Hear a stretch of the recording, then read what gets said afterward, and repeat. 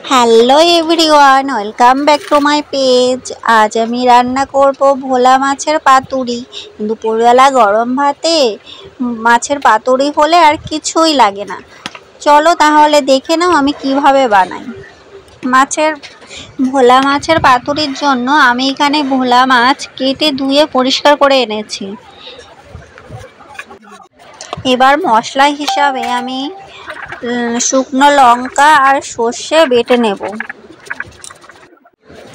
এবার চাটুর উপরে দুটো কলা পাতা দিয়ে দেব।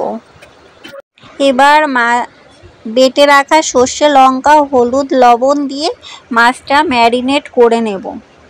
যত ভালো ম্যারিনেট করা হবে তত ভালো স্বাদ হবে।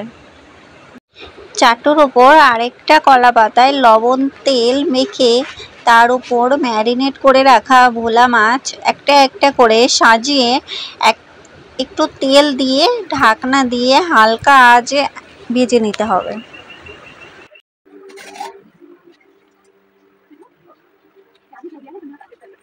এবার ঢাকনাটা খুলে আমি নামিয়ে রাখবো যাতে জলটা তাড়াতাড়ি শুকায়।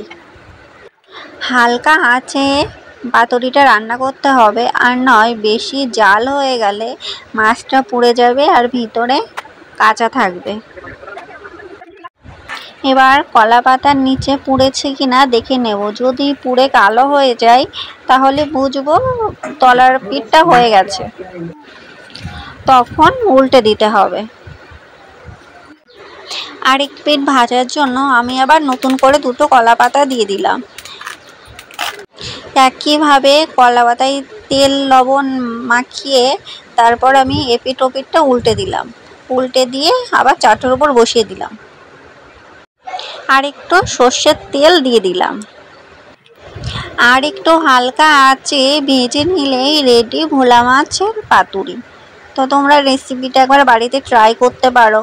আর এরকম একটা রেসিপি যদি দুপুরবেলায় গরম ভাতের সঙ্গে থাকে তো এক থালা ভাত পুরো ফিনিশ। তো তোমরা অবশ্যই ট্রাই করো।